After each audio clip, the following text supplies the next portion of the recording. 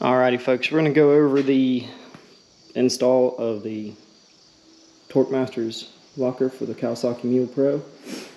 I'll just kind of jump around through this. I'm not going to do any real-time stuff, but it begins with removing wheels and tires, jack stands, safety stuff, and then I'll show you the rest of it once it gets there. These axle nuts here are 1/16" on mine. They're factory axles, 2019 model. If they're stuck in there, they don't want to come out, I usually beat them out with a hammer. But don't just take this nut off and beat on the end of the shaft, because what you end up doing is collapsing that hole that the cotter key goes through. So if you got to hit on them with any real impact, thread this nut out about flush so you're hitting across the whole thing. If nothing else, you want to hit on the nut more than the end of that. Way it keeps you from messing up your axle. On the ball joints here, you can either, what I'm about to do here, take this and this loose and spin this around on the steering to get it out. Or you can take the steering and the upper loose and roll it down. Possibly even you just have to take 2 of them loose to get it to come loose enough to pull the axle out of this knuckle. But I'm going to do these 2 here. And to be honest with you, you can go buy a pickle fork or do whatever. I just smack them with a hammer.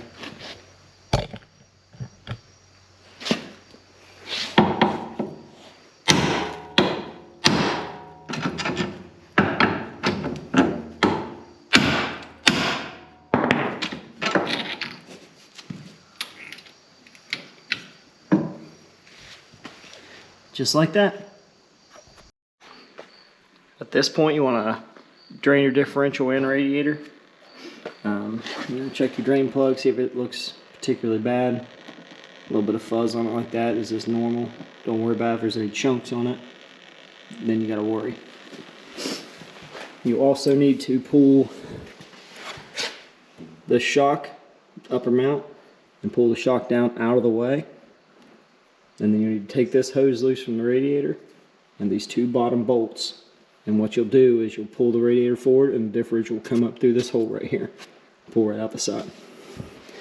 You don't have to drain the whole cooling system. I just usually pull this thing off, pop it backwards. It makes a mess. You can catch the fluid, but it just falls all over the A-arm. But that's all I do. I've got an aftermarket skid plate. But you remove factory will be the front half. This aftermarket will be here. And then there'll be 4 17mm bolts to hold the front differential in. You take those out and it'll be loose. Okay, the first time I did this, I took my drive shaft loose back at the rear carrier bearing, the middle carrier bearing, and wiggled it around a little bit. But I didn't do it on the last one I did. And we just kind of took a punch and held it forward on the front differential and just tap backwards on that thing that sits on the splines. There's a sealing O-ring and there's a snap ring like what's on the axles in these, and you just got to pop that thing off there and it'll come off. So just get a long punch or a long screwdriver or a long extension and hold forward on the differential and tap back on that and it'll come off. Now once that thing's apart down there, it's ready to pull. This brake line goes all the way across the top of it. It's best to just fish it across and hang it off the other side. I have an aftermarket heater, which makes this more of a pain than it should be. Without this heater hose here, you can pull this thing right down out of the way. But I just hold it over like this, pull this one down, and fish the differential right up through this hole. And I'll show you once I get it out. Okay, that's how it comes out. Like I said, you can see the tail shaft is pointing back. The vent tube's here. I just kind of spun it around in there, rolled it up, and brought it out. Once again, these heater hoses make it way harder than it needs to be. If you don't have those heater hoses, you could throw the thing through there. But this is how I get it out. You can see I unbolted the bottom of the radiator. It leans forward, and the thing just comes right out. All right, guys. This is how you install the Torqmasters locker and a mule differential. I'm doing this outside, so apologies for the noise and random stuff, but the last 2 I've done were on the back bumper of a truck as well, one on a tailgate, so this is just where I'm comfortable now. I've been running this one hard for about 3 days now. I mean, there's no visible wear. Nothing's weird on it. It's worked fantastically. So I took it out and put my stuff back in here to do this video. So the first thing you're going to want to do is take out these bolts. They're 12mm head. Some of them have Loctite on them, some of them don't. The first set I did, I rattled right out with my little 3/8 impact. The next set had red Loctite on them. I had to turn them out a good bit with a ratchet, you know, before the little gun would rattle them out. And then there's a dowel pin here and here. So you're going to have to, whatever sealant they use on it, break it loose. It's not too hard to break loose once you get it moving a little bit. It's not bad at all. And there's a bearing in here also in this boss, so it has to come off pretty straight. Once you get it broke loose, you can, they don't come off that easy unless they've been apart. But that's essentially it. And there's a chance that your bearing will stay in here. Doesn't really matter, just pick the whole chunk up and just wait, you know, make sure this doesn't fall out. There are shims in here. Make sure those shims stay where they're at and in the order they're in. Both of them I've taken apart. I've had the blue colored, I assume hardened one on against the bearing. Now, you're going to see this bearing here. What you're going to want to do is get this out. If it's stuck, if it doesn't want to come out, you might have to flip it over. Keep your fingers in it a little bit, make sure it doesn't fall out. And I've found that a 17mm impact, like I said, but a 17mm socket fits in here really well. Right in the splines, nice tight fit. And you can kind of pick up on it and tap it. And it'll come right apart as well. And you're done with these two pieces. You don't need them for now. So set them out of the way. And then what you're going to need to do is take this bearing off. I'm going to use a puller. I mean, you can get these at AutoZone or what have you, you know, rental tool fee. I didn't do that the first time. The first time I did this, I used a cold chisel like this under the bowl heads and just tapped around it and brought it up off there. That's not recommended because it's held with this race and you're hitting on this race. But, you know, just, there's nothing wrong with the bearing. It's fine. Use some common sense. Don't do anything, you know, don't bring it up real crooked. Just take your time and just kind of tap it off. You know, start at one bolt, tap around, move to the other one, tap around. I brought it off there once. I don't want to do it every time. I'm not going to do it now because I have the puller. But when I did that, I did not have the puller and it worked fine. So I had good luck taking that same socket and a bolt from the case and using them as a puller, like so.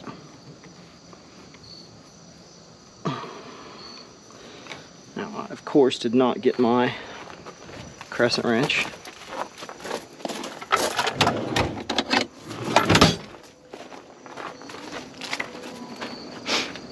You don't need anything super fancy here. This is not a super tight fit. I mean, you know, you can try and heat the bearing up and stuff. It's not necessary. But if this is real tight, you know, stick a bar in it to pry on. But, these, like I said, this bearing is not a super tight fit on this differential, so. And you can hear it popping off there.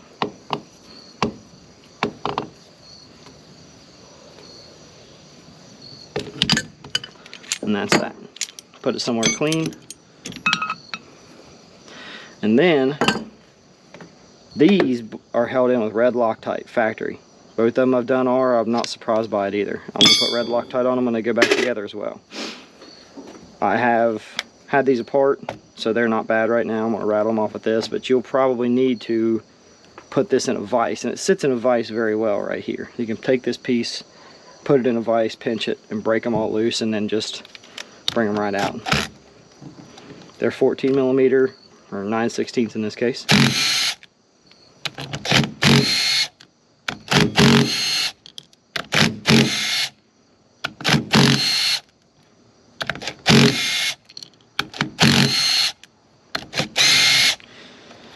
I like to take things apart in the cross pattern, star pattern, what have you, especially something like this. You don't want this getting tweaked up. You want to loosen it in a cross pattern, you want to tighten it in a cross pattern. Same deal here. This is kind of stuck on, it's not too terrible. Take your 11/16, I like to put it against my hip, hold it with one hand, give it a couple taps. it falls right apart. Once again, you're done with that. Set it somewhere clean, and you can take out your first factory spider gear. You can set that somewhere dirty. You're not going to need it unless you take this back out. Now this is the dowel pin that holds the cross pin in, that holds the spiders on. This is in a blind hole. You cannot get to the bottom of it. If it's particularly stuck in there, you know, you take a hammer, you tap on it like this, and it'll rattle it out. I've had fantastic luck with a magnet. Stick a magnet on it, try and pull up as straight as you can, and it'll come out. When I first did it, it was kind of gooey with gear oil and stuff, but just keep tapping on it with a magnet, spray some brake clean just to kind of loosen it up. In a worst case scenario, you take your magnet like this, kind of flip it over and tap on it a little bit, and it'll bring it up right like that. Just pull it right out. Now you want to take this cross pin out, remove your second spider gear, remove the third, and finally remove this one. And typically you got to flip the differential over because it sits pretty tight in its bore and it likes to stick in there. So you're better off just flipping it over, pushing it out. Easy as pie. Make sure there's no dirt or anything in there. I like to just give it a squirt of oil. It's got some in it already, you can see, but just give it some gear oil. This and the thing, because just like an engine, you don't want it turning in there dry, you know. So just give it a little bit of oil on both contact surfaces. Yes, it's gear oil. Yes, it stinks. And then you have two matching, essentially two pairs of pieces, and then this engages with this, like so. And then the cross pin will go through it, and you can go ahead, if you would like, and line up your dowel hole, drop it in, make sure it's good and stiff. You're done there. And then these two springs drop in those two pockets. And now you can see these have pockets and posts on them, and they're technically designed, you can see that it's the same on that one, and they're designed so if you can't take your differential apart like this, they can be slid in sideways. It's not something we got to be concerned with. Just make sure you line up the pockets on one with the posts on the other. Drop it on there, make sure your springs go in like they're supposed to. You know, get down there and check it. I've done this a couple times now. I kind of know the feel of it. They're in and they're good. And then you finally put your last piece on. I said go ahead and lube it up as you go, the contact pieces and stuff like that.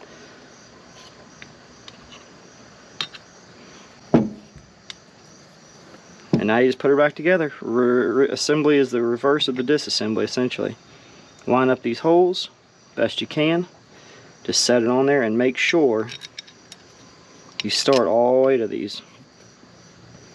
At least a thread or two.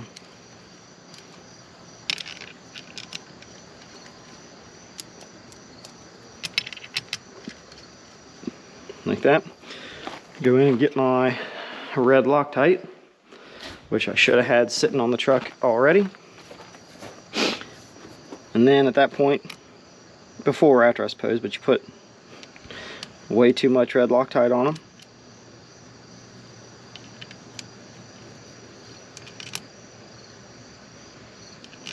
Because we do not want these coming out.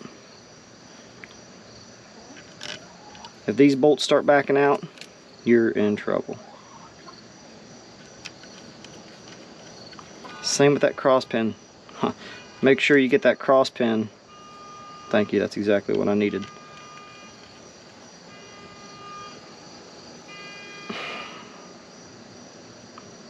Make sure you get that cross pin seated well. Make sure that cross pin dowel is held in there in the correct spot, because if that dowel comes out, it's just going to start buzz sawing around in here, and it's going to ruin the differential, period. So once you get all of them with some red Loctite on them, you're going to want to Get your impact. And this is important, like this thing is not sitting down on here. You want to walk it down a little bit.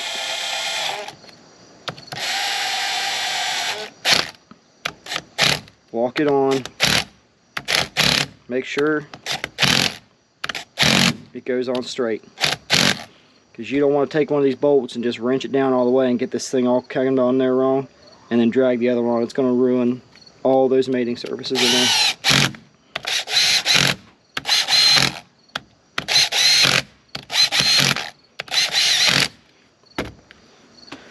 Now you can take it over, put it in a vise,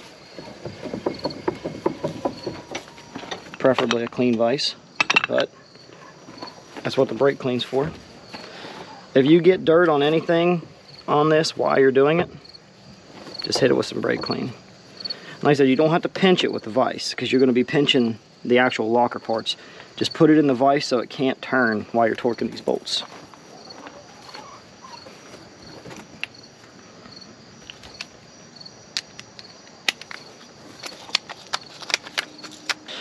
Okay, you need to put it in a vise, make sure it's clean or has something clean on it. And then you want to torque these bolts. Like I said, don't squeeze your vise down super tight because you'll be pinching the actual locker pieces. Just tighten your vise down to the point where the differential, the carrier cannot turn. Torque spec for this seems to be about 56 foot-pounds for these. So, same deal, I like to go in a cross pattern or star, whichever. Just don't go in a circle.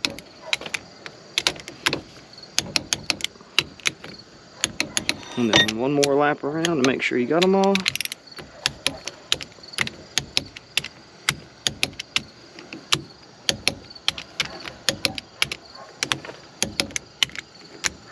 Eight.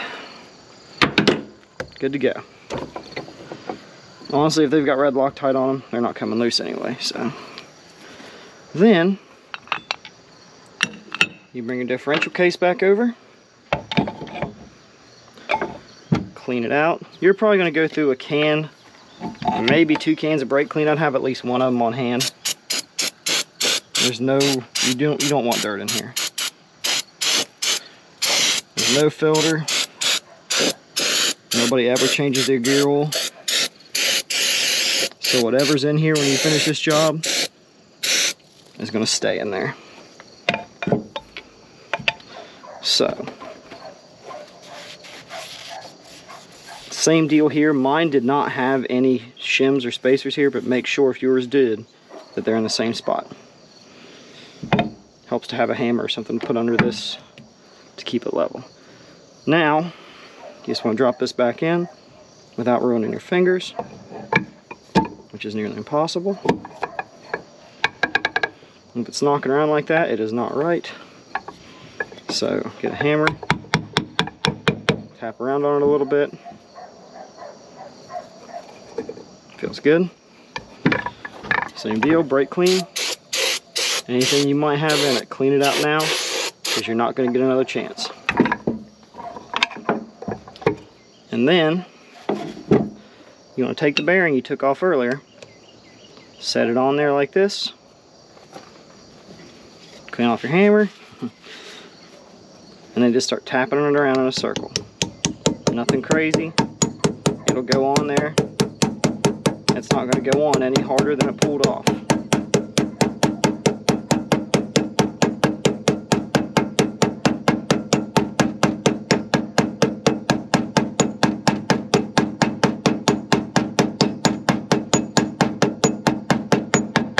Once it gets flush with that, just get a punch or something. Be careful with something like this because you can dent these. Tough to dent a bearing, but don't tempt fate. Just give it a couple decent little taps. Make sure it's seated. Good to go. One more time, clean out any crap you might have put in there.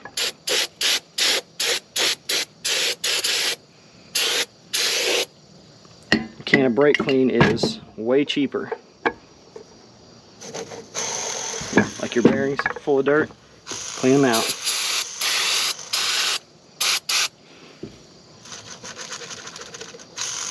Can of brake cleaner is way cheaper than a differential rebuild. Okay.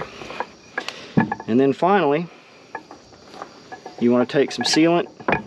Honestly, you can use whatever you want. You can use ultra gray, you can use high temp red. As long as you get a good coat on it, get things clean, both surfaces. I like this stuff. It's just anaerobic. It doesn't dry up, which is very nice because your tube of ultra gray or your high temp red is basically a one-time use. You ain't using it again. And then you just put a little bead on there. It doesn't have to be anything crazy. These are nice surfaces this has. I've done this a couple times, never had any issues. Just put a little bead on the inside of the holes. Not inside the holes.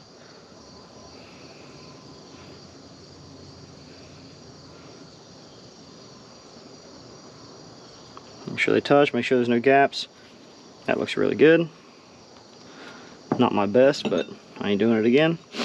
And now these are directional. You can tell here and here's two holes close together. By this one, two holes are far apart. So this is where this goes. So get it on your bearing first. Get your studs lined up best you can, your dowel pins, and then you're just gonna tap it on. It's important to get those dowel pins lined up. Don't beat on it until those dowel pins are lined up.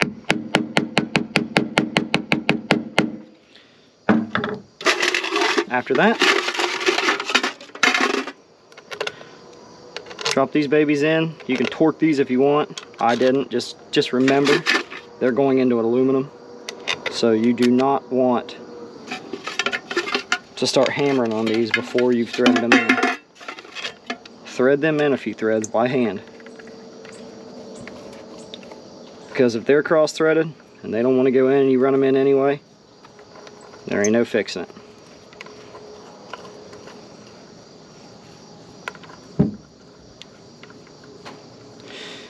You can torque these if you want.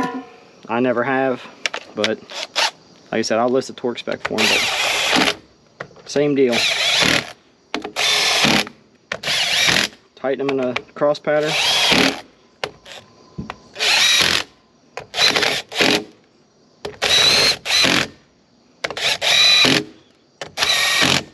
And go back around just to make sure.